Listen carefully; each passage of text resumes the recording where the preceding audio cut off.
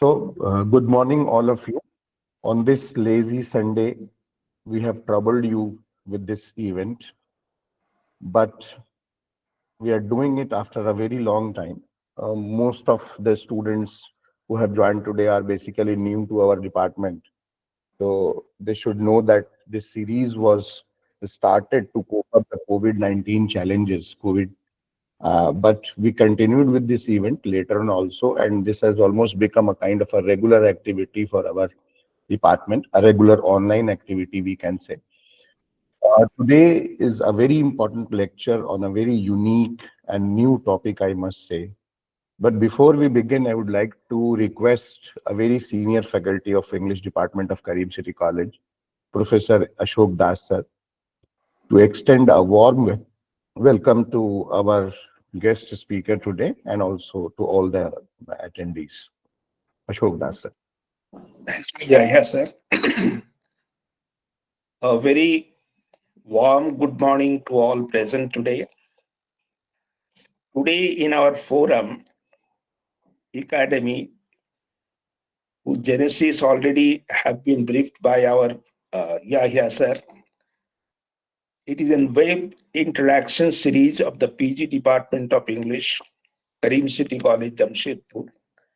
And in this series today, we are going to hear a very important talk on reimagining genre writing, Muslim women's historical fiction in contemporary South Asia.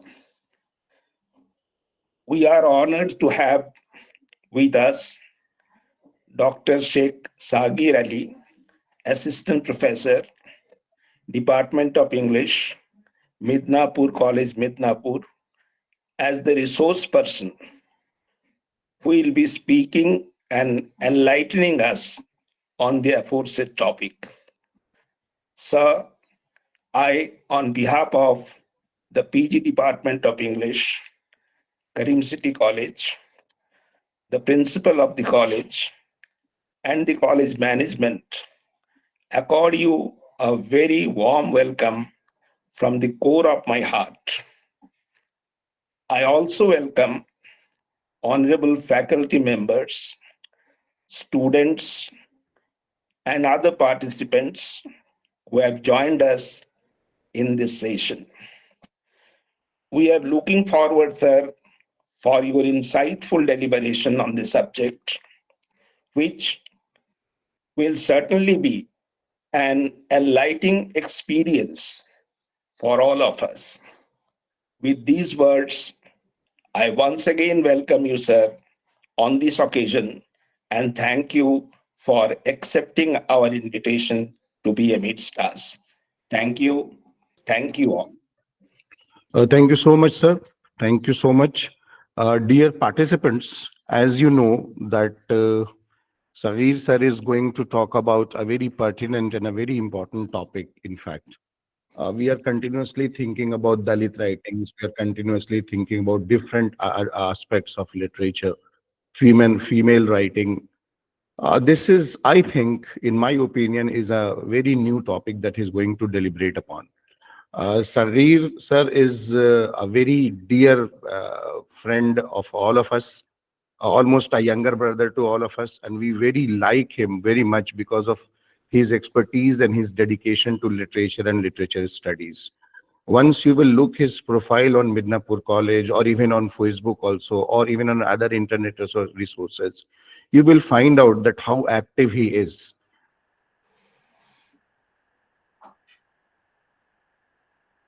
He is presently in the Department of English, as Das sir has said, Midnapur College, which is an autonomous college, in fact. And Sagir is continuously organizing a lot of workshops, seminars, and conferences there in his college. So far, he has published 5 very beautiful edited books from reputed publishers. The title of his edited books are Religion in South Asian Anglophone Literature, Traversing Resistance, Margins, and Extremisms. Another book is Literature and Theory, Contemporary Signposts and Critical Surveys. One very beautiful book is War on Terror, Nations, Democracy, and Liberalization. Another book is titled as Writing Disaster in South Asian Literature and Culture. And another edited book is Marginal Narratives and the Question of Human Rights in Asian Pacific Literature. So, in such a small time, Sagir has come up with beautifully collected edited books. Recently, he has published his monograph also from Routledge, and the monograph is titled as Community, Faith, and Resistance Writing Religious Resurgence in Select British Muslim Fiction. It was published by Routledge this year. His research papers, articles are continuously appearing in the reputed journals like Journal of South Asian Studies, Journal of Global Postcolonial Studies from the University of Florida Press, and also from Social Identities, which is a journal of study of peace, nation, and culture. So, with very humble submission and with a lot of best wishes to Sagir, we invite him and request him, sir, the forum is all yours.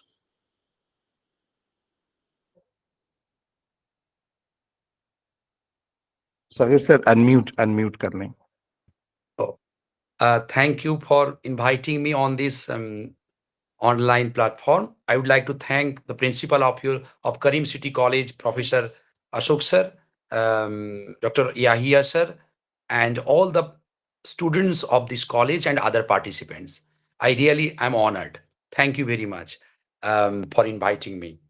That today's lecture is on um, reimagining genre writing and how Muslim women's historical fiction emerges in contemporary South Asia and how they they are working on this. So the title of my talk is that Muslim women's historical fiction in contemporary South Asia under the ambit of genre writing.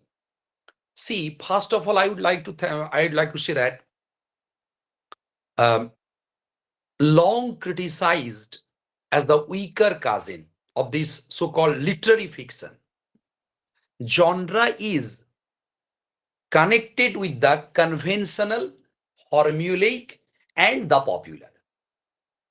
And given that literature has a political agency, it is imperative to identify how the discursive properties operate through the structures of a specific literary genre. So I understand genre to be a teleological formation that comprised of community-based expectations and norms that both externally surround and internally structure text. So I view this South Asian woman historical genre as the rhetorical techniques, especially Muslim South Asian woman historical genre, as the rhetorical techniques through which these novels position themselves and both characters and authors in relation to the readers, where through the direct speech of the author, the represented speech of the characters, or some mixture of the two.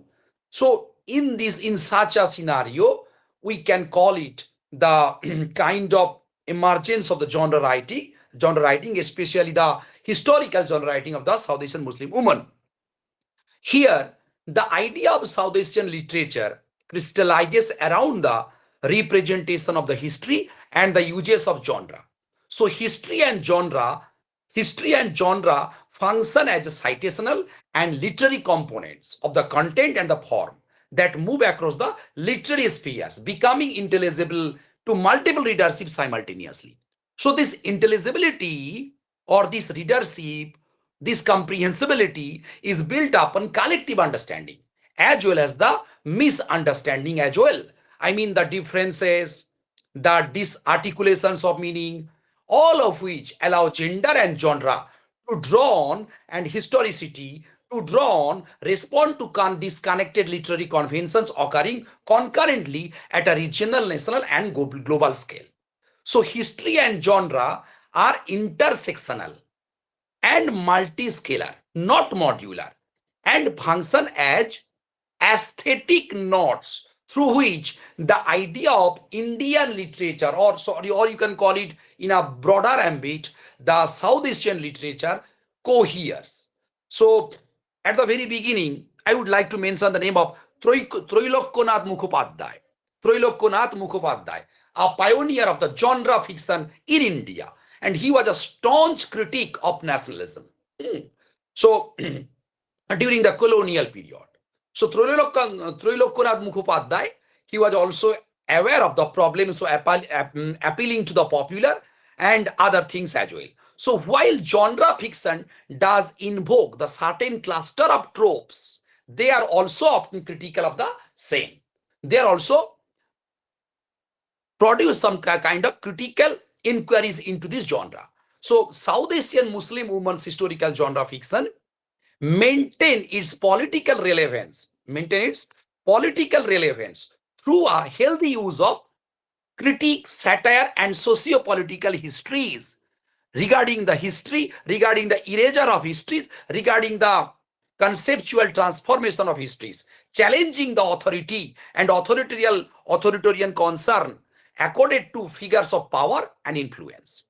So far from reading popularity of genre fiction as a drawback, I argue that it is this popularity itself that can make genre fiction a fecund site, a fruitful site for articulation of mass resistance and disillusionment with the status quo.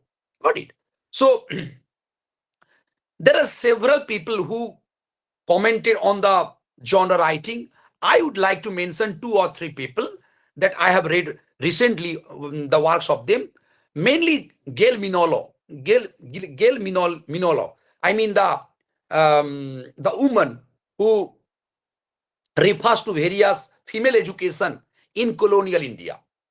Gail Minolo, she speaks about the production of literature for the education and the socialization of Muslim women. And another person, I recently read his book, Bodhisattva Chattopadhyay. Bodhisattva Chattopadhyay, in his recently published book about the Indian genre fiction, he also speaks about the domestic sphere and how this genre fiction takes a new turn gradually with the historicity of the text. I also mention Harish Kadir, Professor Harish Kadir, who teaches at the Department of English, Delhi University. He also produces 2 volumes, one with Oxford and another with Routledge, regarding the genre fiction of Muslim women.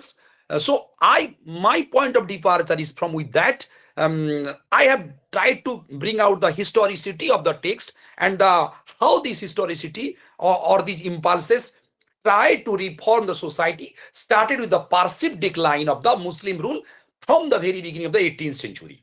So tracing the genealogy of the historical fiction by Muslim women in South Asia is a difficult terrain, and it's a difficult terrain to traverse. Like any other study of genealogy, this research field too requires a patience and knowledge of details. So at the very beginning, I would like to say that the origin of this women's historical fiction in Muslim South Asia could be traced back to Rasidun Nisa's Islahun Nisa. Got it? So the first Urdu novel by a woman writer, Islahun Nisa. It was written in 1881, a few decades after the emergence of novels in 1850s colonial India. So Islahun Nisa is a woman-centric novel primarily aiming to reformation. And this reformation highly related with the kind of colonial period and the so-called colonial system as well. After that, Iqbalun Nisa Hussein's Parda and Polygamy, Life in an Indian Muslim Household. And after that, it was published in 1944. Atiya Hussein, several people call him, since he was born in the undivided India. That is why Atiya Hussein's Sunlight on a Broken Column, it was published in probably during that time, I can't recollect the year, but this Sunlight on a Broken Column, it had waited considerable time to be replaced in the larger social and normative structure of the concerned period during the colonial period. So it was only in the late 1990s that Muslim women writers and the cultural makings of their characters got initial placements in the larger theoretical historical context. Got it? So here, now I am trying to enter into my main focus of my discussion. That is, Indian Muslim women produced a significant amount of writing, but a thorough analysis was necessary to situate these writers and their works within the larger social and normative frameworks of the present Indian scenario. The most important name in India in contemporary historical writing, that is Anjum Hasan. Anjum Hasan, who was nominated for prestigious awards including the Hindu Literary Prize, the Crossword Prize, Fiction Award, and Sahitya Academy Award. So Anjum Hasan recounted the narratives of the marginalized people in the 21st century Indian nation state. And her introductory two novels, Lunatic in My Head and Neti, Not This, Not the One. This is the kind of follow the trajectories of migrants in multi-ethnic Ceylon of the Northeast India. And I would like to also mention the name of the Ismat Chuktai, Kurutulin Haider, Wajida Tabassum, Atia Hossein, and Andalib Wajid. So Hassan's fiction represents a new stage in the evolution of Indian history and fiction. Got it? So here, in her, if I recollect originally, that in addition to using motifs that function as a historical event, as a socio-political process which continues to influence Indian dynamics, these texts are classified as genre fiction in the true sense of the term. So understanding relationship between literature and reform will help the reader to understand the production and consumption of literature and Indian historical genre by Muslim women emerging in the changing Indian socio-political sphere in the popularity of history that can make genre fiction a foundational site for articulation of mass resistance and disillusionment. So the atmosphere of production process here in this case, especially Indian production scenario, also exhibited divergent formal characteristics. Here, I would like to bring out the text called Anjum Hasan's Historical Angel. History's Angel. Anjum Hasan recently published her one of the most important novel, History's Angel. And this History's Angel overturns the typical predictable boundaries of the communitarian structure, showcasing how genre fiction may offer a platform for Indian Muslim writer to question established norms. Here, I also bring out, before going to Anjum Hasan, I would like to invoke Kurutulin Haider. So Kurutulin Haider's novel, against the backdrop of the current climate of religious intolerance and majoritarian populism, it achieves this by framing her literary contributions within the framework of decolonial poetics and the, you can call it, pre-modernist cosmopolitan historiography. So the Kurutulin Haider, her lifespan was from 1927 to 2007. See, in her first novel, Mere Bhi Sanam Khane, it was translated in English by saying with the title called My Temples Too. It was appeared in 1947. And her magnum opus, Aag Ka Darya, it was translated as River of Fire. So Kurutulin Haider, with effective streams of the characters, she builds up a cohesive picture of subcontinental ethos using the innovative techniques of narration and her plasticity of language to provide nationalist experience with a syncretic ethos, under the effective realm of split religious and national identity. Got it? So Kurutulin Haider, a prominent figure in the Urdu fiction within the Indian subcontinent, transcends religious discourse in her novels. Rivers of Fire, it was translated in 1998, and My Temples 2, 2004. And she incorporates temporal and spatial discontents as delineated by Mikhail Bakhtin as the essence of real historical time and place. So here, she was born in Aligarh, Uttar Pradesh. Kurutulin Haider vividly portrays the landscape of colonial India's communal violence, exclusionary process, cartographical segregation, forceful separation, effectively sketching the literary panorama of partition as well as the nationalist dialogue of the 20th century India. And she tries to bring out this distinctive niche, seeking to unravel the cultural influence of a cosmopolitan colonial nation state with the growing tension of differentiated solidarity. This differentiated.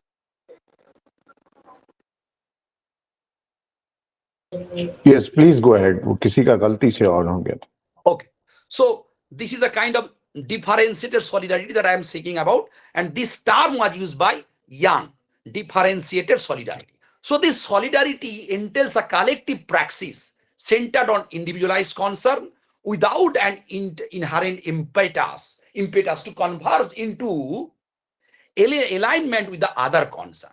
So what I'm saying is that in River of Fire, Kurutulin Haider interrogates the human consciousness and the ruptures of time through the fictional events unfolding in 4 different pages of Indian history. Got it? So the dialogue between Gautam Narayan Dotto and Nawab Karman not only presents in the text in the novel, not only presents a comprehensive overview of the events in Awadh and other areas during the 1857 incident, but also conducts a discursive framework of the understanding the various moments and locations that shaped these narratives. Got it? So here, Haider's juxtaposing of history, fiction, and parable with multiple narratives and multiple epistemologies in sketching out the shift from Sultanate period to the advent of Europeans in India with the socio-cultural moorings of the 1939 onwards functions to ensure a stable resistance to the colonial cage. Got it? So the intricacies of the second movement, where the Hindu-Muslim cultural elements culminate the heightened precision in the third movement, and by employing alternative historical connections combined with all-encompassing and syncretic Indian culture, Kurutulin Haider delineates the tissues of traditions and chronicles that navigates the formulations of the historicized legacies of the complex nature of the cultural landscape of the Indian nation state during the period of colonization. So, here with this novel, the process of delving into the past through the lens of state-defined identity is perceived by each character as a fleeting temporal experience of a lost era. Got it? So Kurutulin Haider examines the seriousness of communal solidarity and the very grain of ethnicity in her next novel titled My Temples 2, with the social betrayals and historical tragedies resulting from the discourse around partition in the Indian subcontinent. Got it? So, Kurutulin Haider, especially in this novel, I mean the My Temples 2, attempts to relinquish the binary between secular and religious, as well as communalism and nationalism. I mean, the majoritarian premises of Indian and Pakistani nationalism derive equally from the colonial project of religious enumeration. While Indian nationalism asserts its inclusionary idioms in the secular garb and Pakistani nationalism in an inclusionary religious mood, neither avoids the pernicious process of exclusion resulting from the implicit denial of difference. So Haidar's novel stands as a significant counterpoint to the colonial mindset that lurks within the expressions of anti-colonial and post-colonial nationalism. So Haidar deliberately tried or puts her effort to engage with the complexities of societies, including palpable communal division and the divergent narratives of cultural histories. Got it? And it underscores the paradoxes embedded in the divisive markers and the erosion of trust, especially in the Hindu-Muslim context or the communal context. Got it? So this is how Kurutulin Haidar, in both of her novels, historical novels, Aag Ka Darya, Rivers of Fire, Mere Bhi Sanam Khane, My Temples Too, tried to put the troubled realization in her two novels. And it can be compared to limitations of authentic decolonization in contemporary Indian nationalist discourse, in which the loyalty of Muslims to the Indian nation state has always been in question. So Muslims under the different political parties in India, they are required to show their allegiance to Indian nation state and their loyalty to Indian nation state. So the demand for loyalty is based on the sweeping narrative that often conceals its true intention under the guise of national authenticity. So the depiction in Haidar novels seem to verge the mythification, suggesting the existence of numerous identities when viewed from a contemporary standpoint. Got it? And if I go to the next part of my lecture, that is called another, I have, for the limitations of my time, I have taken two novels from Indian perspective. That is another novel from Anjum Hassan that I discussed preliminary at the very beginning. Anjum Hassan, her most important novel, History's Angel, it has the potential to investigate the myriad social and potential political tension that currently permeate modern India. Got it? So, at the very beginning, the very protagonist of this fiction, Alif is a history teacher of history in this novel. So Alif consistently adopts a long-term perspective on a given situation, imagining the multicultural history of Hindustan in the face of the Hindu nationalist notion of Bharat Mata or Mother Bharat, or the new learning of early 19th century Delhi, which combines English, Persian, Arabic literatures in opposition to the fundamentalist directory of its school principal, Mrs. Rawat. So, like Jawaharlal Nehru in his book, The Discovery of India, which he greatly admires, the protagonist takes pleasure in reflecting on the richness of India's historical treasure over the centuries. Moreover, he recognizes the past in that is more intricate and its impact is more transformative that we may have anticipated. So, what triggers the incident in History's Angel? While Alif's historical perspective allows him to address the present, it also renders him more susceptible to those who seek to suppress India's diverse heritage. So his decision, rather than his religion, are what make him a victim, unlike a few other characters in the narrative of the text. So History's Angel serves as a poignant reminder that those who have resisted and are still resisting are not forgotten. So Alif's ability to be a flaneur greatly aids him in his reflection of internal dialogues. And the incident where Alif is being blamed, because I am narrating the incident, that is how the incident goes like that. A few friends and family members, as well as the protagonist Alif, who in his 40s, 40 years old Alif, all live in a city with his teenage son Salim, with Tahira and parents. So Delhi, in all its incarnations, from the medieval Shahjahanabad to the contemporary Basant Kunj, influences of Alif's wanderings, his ideas ultimate the story. So we follow him on his travels from his home in the historic city Delhi to the post-Nehru Palace place mall for a meeting with an old acquaintance, and we also get the story of Humayun Tomb. Got it? So here, in response to criticism of his unconventional strategy or teaching, he replies that he wants students to see that India is not only one thing with one obvious destiny.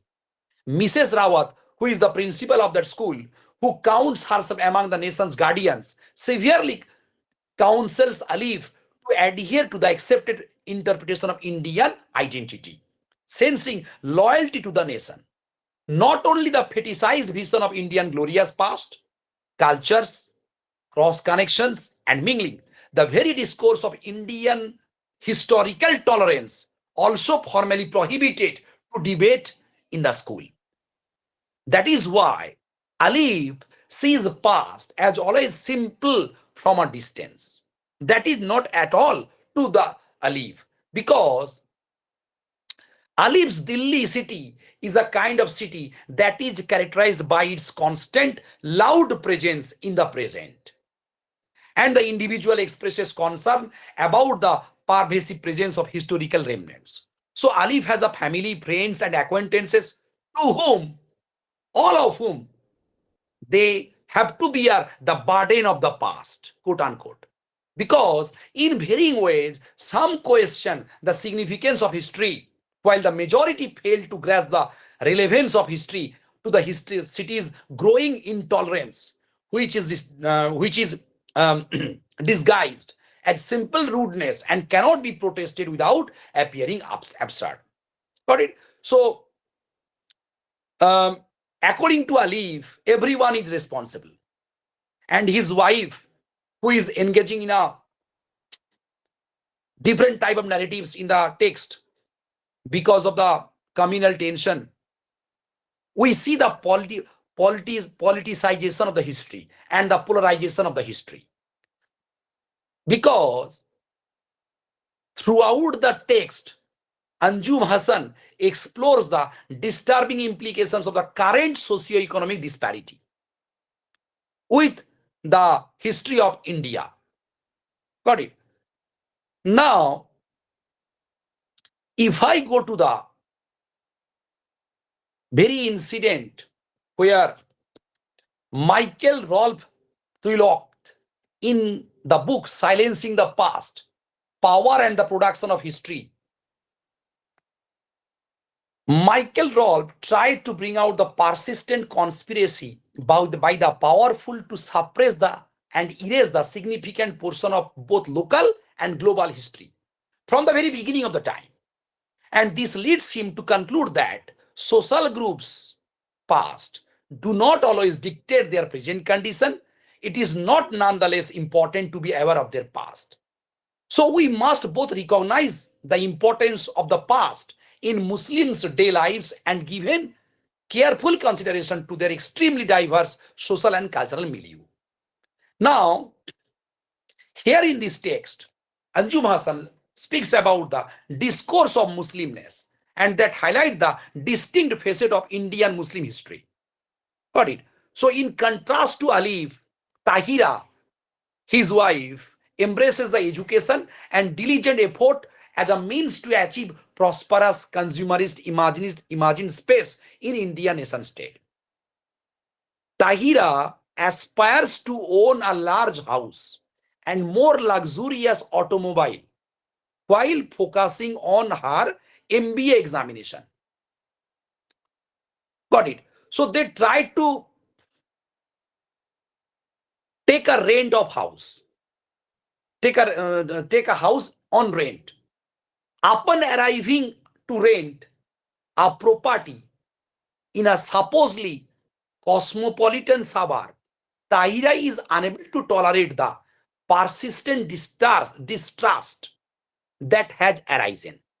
Because in the text, Anjum Hasan says, while the owner of the house, in the form of the authorial voice, says, I know your sort. We are taking over every street in the India with our namaz. We want a house on rent. We are doing land jihad. Move into a Hindu area. And the Azan will be blasting day and night. With the drains will always run the blood slaughtered animals. This is how the situation of Delhi and the more particularly Delhi and in general India. So here the enlightened doubt that has a rich history in recent times in India. We have seen the owner of the house as well also said, Pakistan से operate हुए हो क्या और media यही coverage दिखा रही है, उनको सब पता चल रहा है कि यहां क्या हो रहा है. So if you cast your vote, if you represent Hindustan, then you should vote for Modi or Yogi. This is the very quote in the text. So for those who desire to reside in Hindustan and exercise their right to vote, Modi and Yogi represent the only viable choices. So this unsettling incident highlighted the reality that anti-Muslim rhetoric in India has escalated to a highly aggressive degree. The symbolic markers of Muslim presence like the skull cap, beard, hijab, minarets of mosque, and even an Urdu magazine as antithetical to Hindus deliberately singled out Muslims, subject them to mistreatment, verbally ridicule them, and even burn them alive in public and only to express nationalism in explicitly Hindu terms. That is how the in Indian Express, there is a writer called Rajput. He wrote in such a way. So the the proliferation of divisive political rhetoric emerges out in this book, where Alif, the very protagonist, believe if you want to believe, says that use your mind if you have one. Listen, you either read and hear a few things, the recommended things, and stick with them. Or you read everything and live in an enlightened doubt. So to Alif, the very book comes to my mind written by Mannan Ahmed Asif, the critical book, not novel, The Loss of Hindustan, The Invention of India. Here Mannan Ahmed Asif persists in his effort to reveal the inherent flaws of the origin of the approach to history. I mean, the particularity in the context of, in particular context of South Asian history, Mannan Ahmed Asif contends that in their translations of Indian histories, early British East India Company's historians such as Alexander Doe, John Briggs, deliberately eliminated a political, cultural, geographical indicator known as Hindustan. Simultaneously, they gave rise to a new concept of India. They asserted that shift from Hindustan to India was not merely a question of nomenclature. India is also known as Hindustan and Bharat, or language. India is a European name. Bharat is Hindu and Hindustan is, well, complex. This was an endeavor to portray the second millennium of Indian history as one marred by Muslim invaders. This is not my words. These are the words I have just critically examining them as uttered by Mannan Ahmed Asif in the book Loss of Hindustan. So here, according to him, under the guise of purported universalism, The field of world history is stripped Hindustan from the geography and supplanted it with another concept, India. So the most exquisite and poignant passage occur in the novel, Anjum Hassan's novel, where Alif, the protagonist, and his cousin Mir reminiscence about Urdu poetry, a timeless expression of India's diverse religious heritage, such as Muhammad Iqbal's Hindi hai hum, Bharat hai Hindustan hamara. To them, Urdu poetry serves as a vital safety valve by piercing illusions of grandeur and preventing us from abandoning our principle. It appears to be well suited for the sardonic and humanitarian stance. Literature, while offering nuanced advice through contemplation and complex inquiries, portrays others like Ahmad or his friends Prerna's progressive, devout Hindu family. We see there is a palpable absence of creativity on both sides. So the novelist takes us through the comprehensive portrayal of culture as we live in, seen from a perspective of a lively yet bored teacher. So Alif says at a place, things are bad. They are hounding us. They are searching for excuses to kill us. They make us huddle together in the far corners of every town and city. They are not providing with jobs. They are not giving us the houses. They are not giving us the right way of being. Giving us the right of way. But if it is that's bothering, then forget, because it is not new. So through this voice, Anjum Hassan conveys the prevailing reality of Muslims in India. It has been consistently been degrading. So at several junctures in her novel, Hassan astutely leaves unanswered question, urging reader to make a decision. So another important passage in the novel, then I will like to skip about after that, where a derogatory remarks the friend of the owner of this mohalla, who says that to the couple, that history teacher and her wife, that one last question I have for you, history professor sir, said Singh. When the Muslims came, they destroyed all of our temples and took all of our gold. Of course, that is fine. Once and for all, that is. You see, the problem is that they stayed for so long. Do you understand? They should not have stayed. Mr. History Professor Sir, Muhammad Sir, is this the history you are teaching your children?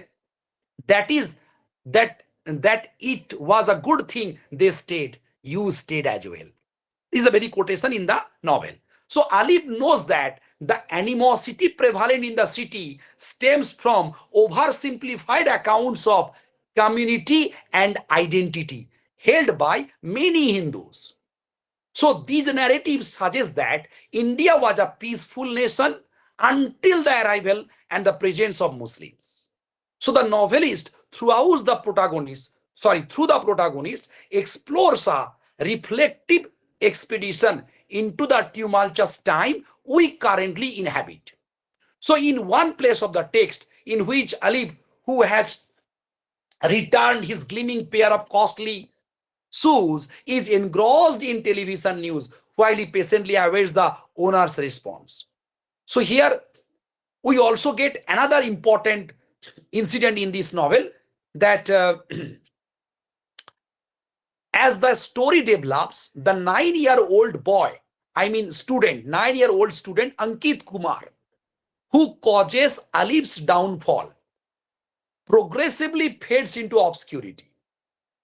Because during a school visit, the teacher twisted his ear because the student makes a kind of foul remark or communal remark to the teacher. So here, Hanuman and Humayun, they visited the Hanuman temple.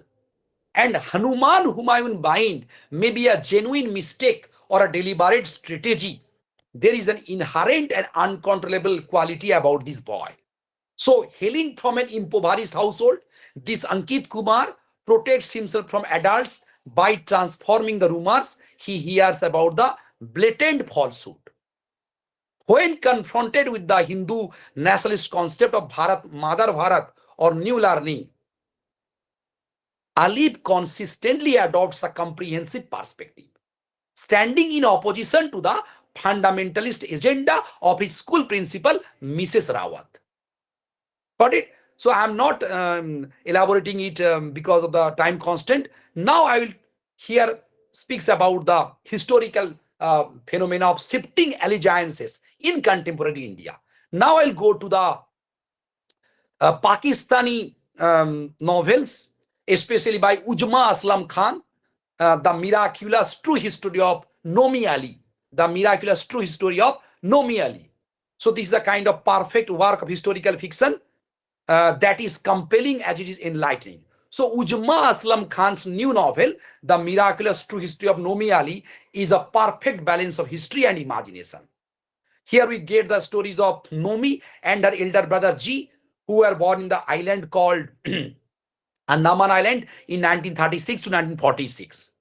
And here, Ujma Aslam Khan traces the genesis of the novel to a book she read where a British politician mentioned the jail and called the island a paradise. This is how the whole novel builds up.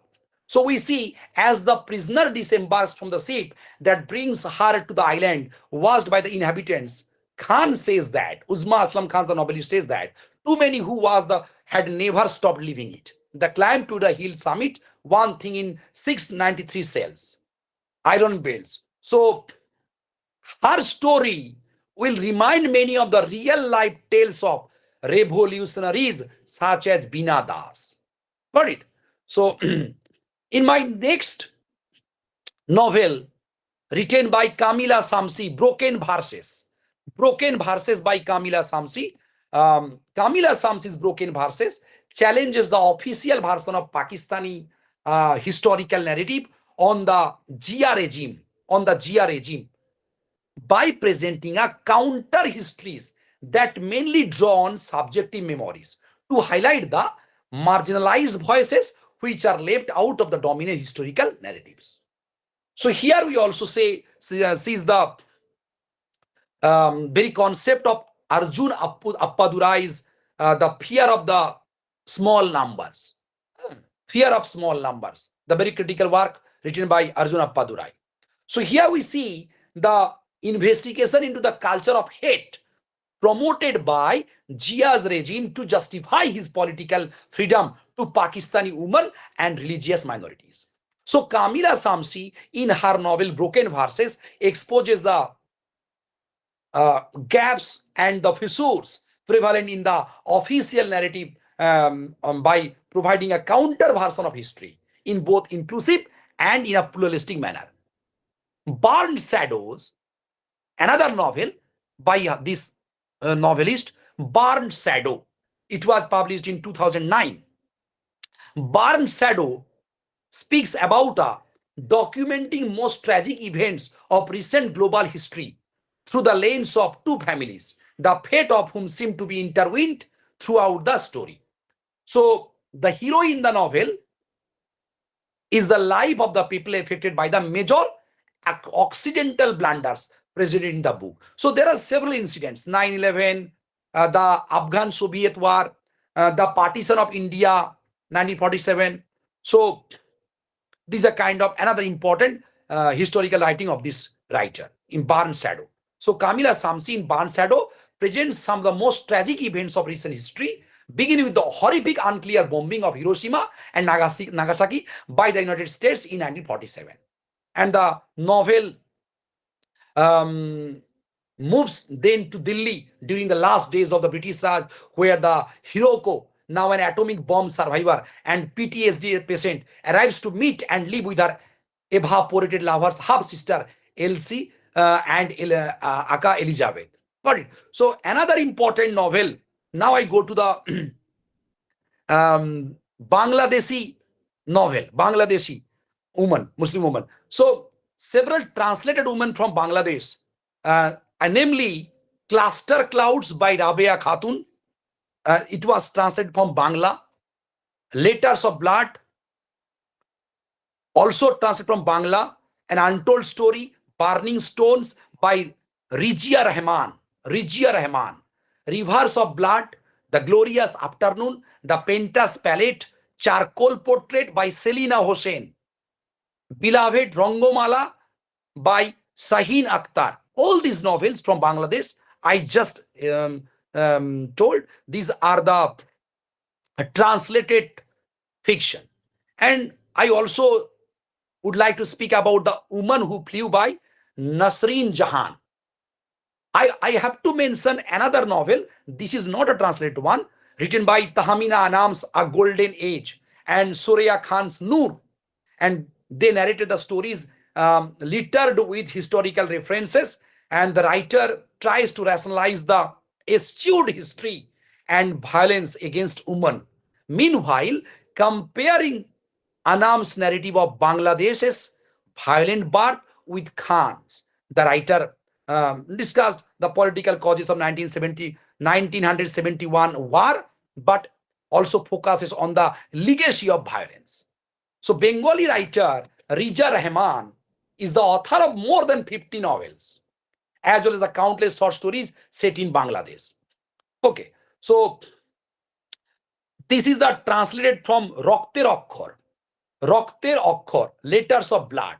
Rokter Okkhor is an acclaimed fictionalization of the prostitution in post-liberation war Bangladesh. This deals about the prostitution in post-liberation war Bangladesh and the hypocrisy of the so-called civic society. Got it? And Rokter Okkhor or Letters of Blood, it was translated by Orunabho Sinha. Orunabho Sinha. So here Sinha also in translation tries to capture the scene from Rahman's novel in picturesque detail in his work. Got it? Now I'll go to the next part. Letters of Blood, not merely about the pains of these fallen and abandoned women, the novel also shows their daily course, struggles, and aspirations in the political contextualizing the political scenario of Bangladesh.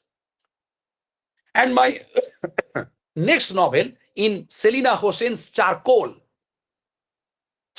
Portrait, that is a breathtaking novel about a war child's search for his biological mother 25 years after a German couple adopted him in the wake of 1971 Bangladesh Liberation War.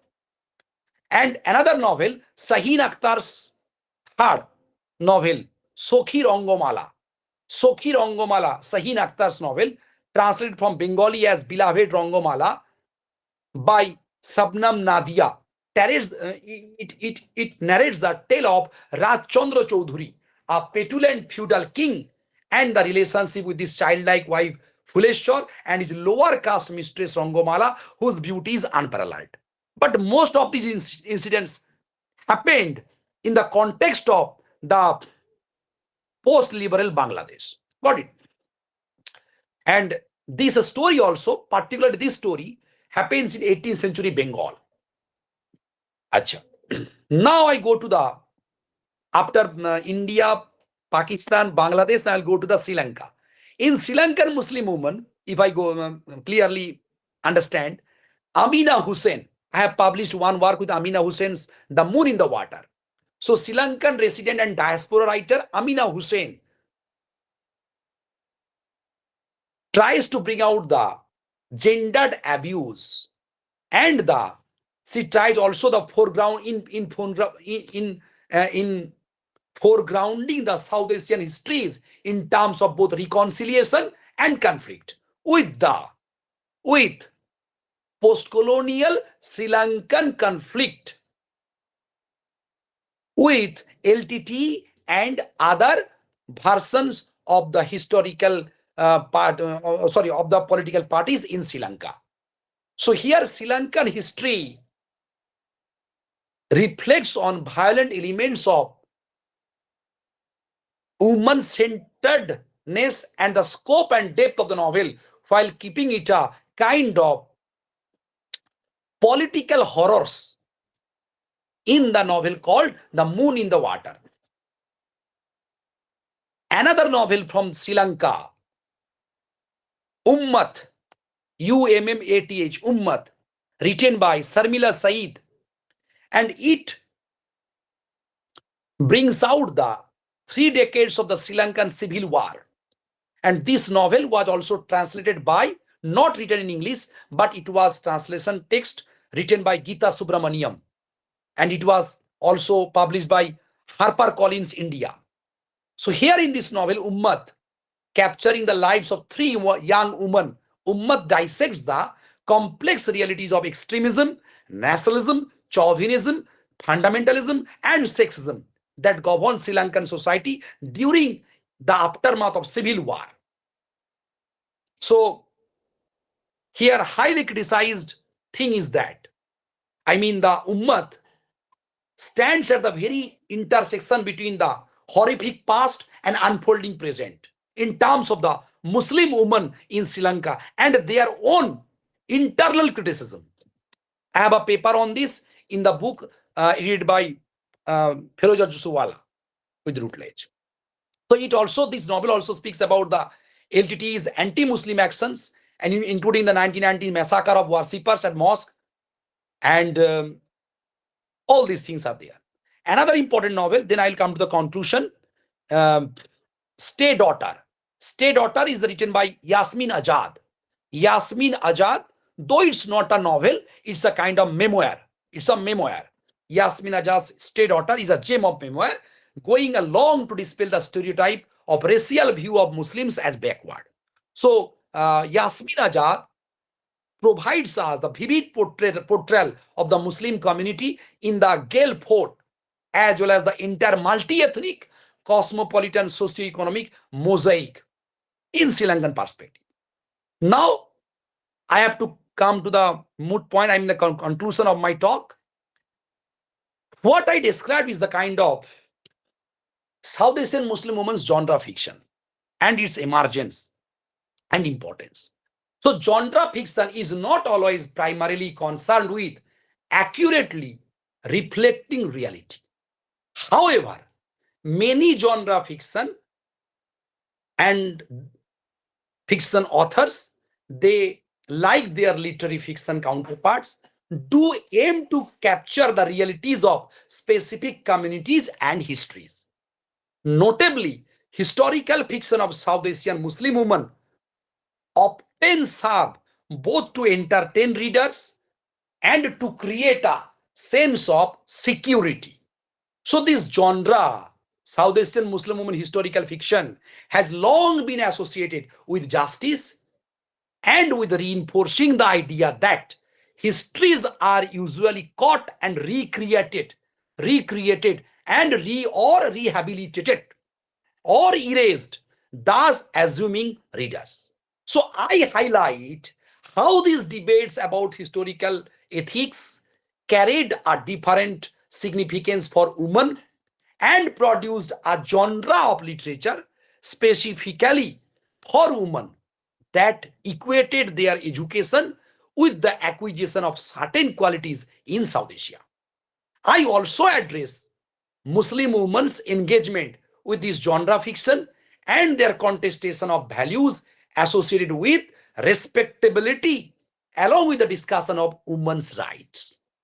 So these novels also have to operate within a particular historical context and endorse a related ideological complexities that the very genre entails.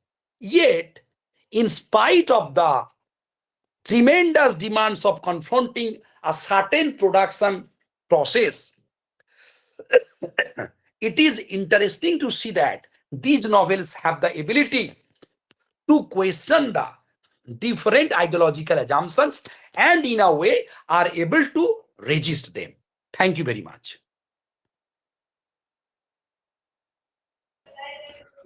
Thank you, sir. Thank you so much for such a elaborate, comprehensive discussion. and extremely grateful for such a great information that you have shared with us all. Since we are ahead of the time, we wanted to finish everything by 12. This is 12, 1 past 12.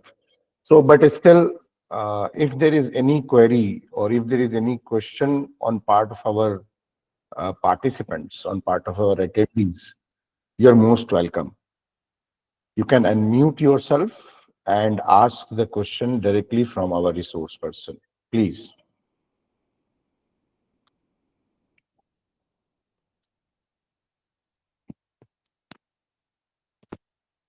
I think somebody named Sadia wanted to answer question, ask something. She Hmm. raised her hand also. Can you Sadia, please read out the question? no, it's not there. She just raised the hand in the. Anyone from the audience, please.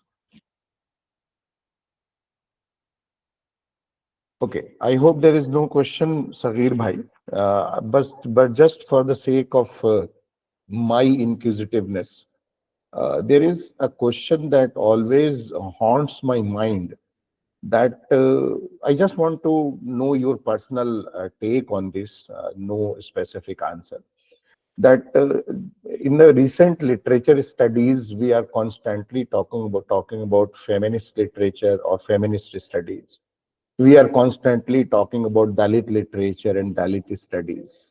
We are also talking about tribal literature and tribal studies, Adivasi literature, and so on. Can we think of something like minority studies and minority literature within the stream of this South Asian and Indian literature itself? Yes. Since we are these these new genres are coming and developing by this time, and marginal literature, and or the you can call it minority literature or minority genres are most important for the time specific time specificity, looking at the time specificity, and importantly how these things are trying to cohabit with the majoritarian literature. That is the most important thing. Hmm. How this marginal literature or minor literature, they will cohabit and they will be placed side by side, not only for the sake of syllabi, but for the sake of in real time structure. So Yeah. this is the most important thing, and it should be inculcated in our practice. Yeah. This is my personal view. Yes. Yes. Thank you so much, sir. Is there anyone to ask any question? All right, there is nobody. So, Sahil bhai, thank you so much on behalf of the Thank, management of our college and on behalf of my department, that is Department of English, Karim City College, all our teachers and all our students. And on behalf of the audience that gathered today, we are extremely grateful to you, Sagir bhai, for such a beautiful discussion, so elaborate, so elongated, and so comprehensive, and especially the way you have covered the writers from the Indian subcontinent. I mean, you touched Sri Lanka, Pakistan, and Bangladesh, as well as the Indian Muslim writers. So it was extremely delightful hearing you. And on behalf of the audience, on behalf of my college, we are thank you, sir. extremely grateful. Thank you so much, sir. And thank you, dear audience. Thank you, dear participants, also for spending 2 long hours of your Sunday with us. Thank you so very much. Thank you, sir. Thank you. Thank you. Thank you.